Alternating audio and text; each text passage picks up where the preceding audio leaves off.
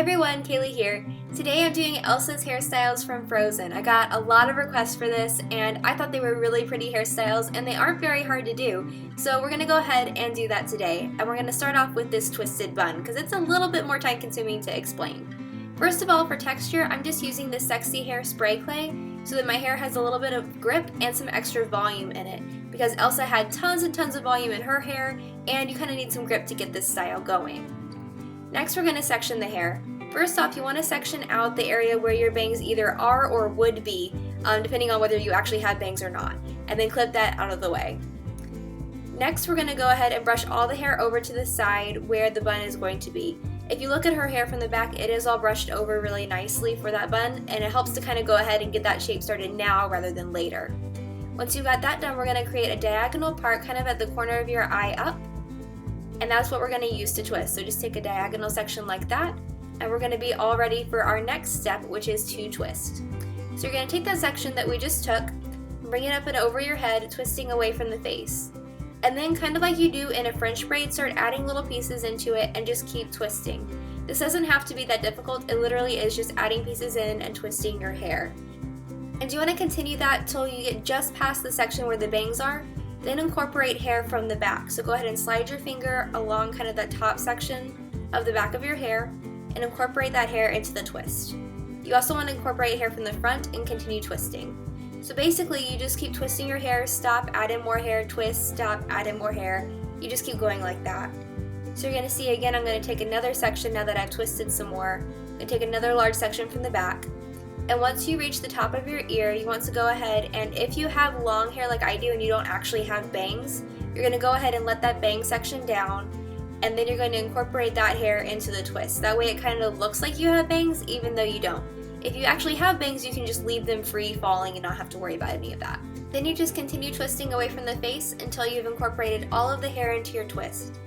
Once that's done, you want to take a look at it again from the front and make sure you like how it looks. If the front doesn't look quite dramatic enough, you can always loosen it up just a little bit to make that twist appear a little bit larger. Once you have that done, you can go ahead and secure your hair with an elastic. And then if you need to, you can use a comb to kind of even out the front bang area if it looks a little bit messy. And now we're ready for the final step, which is to make the bun. Now I ended up with not very much hair left here, so I wrapped a hair extension around the outside for the final product, but you don't have to if you don't want to. For the bun, I just kind of twisted away from my face still, and then I wrapped it back up. And to get that kind of like double layer looking bun like she had, you want to make your first circle really nice and tight so that it kind of creates its own little bun. And then you're going to create the rest of the twist. The second time around, you're going to go underneath, just like I'm doing right here, so that you get the kind of like two layers of the bun. And then once you start getting towards the end of your hair, you're going to go ahead and press down on the bun with your free hand and tuck the ends of the hair underneath the bun with your other hand. And then you pin it in place. And your bun and hairstyle are good to go. So this could actually possibly work day to day. I think you could make it work, but it's definitely good for a costume look if you wanted to dress up as Elsa. So that's one hairstyle down. Let's move on to the second hairstyle, which is her French braid, which I love, of course, because it's a braid. So we're going to start off with some teasing. That's kind of a necessary part of this hairstyle. You want to separate a large square section of hair from the front of your hair, right around your hairline, and you're going to go ahead and just pin that up and out of the way. And we're going to work with the hair that's directly behind that.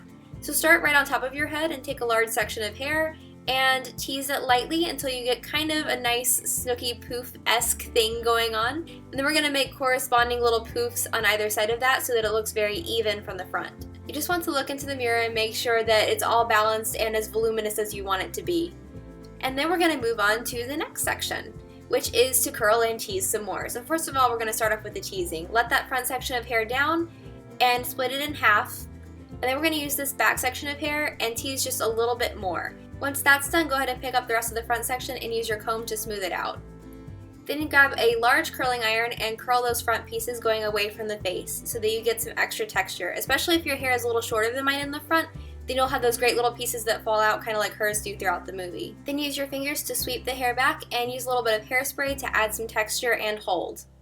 Now we're just going to do the French braid. Now her French braid actually starts about around the ears, so don't go up as high as you think you need to right there. And then you just French braid all of the hair until it is incorporated.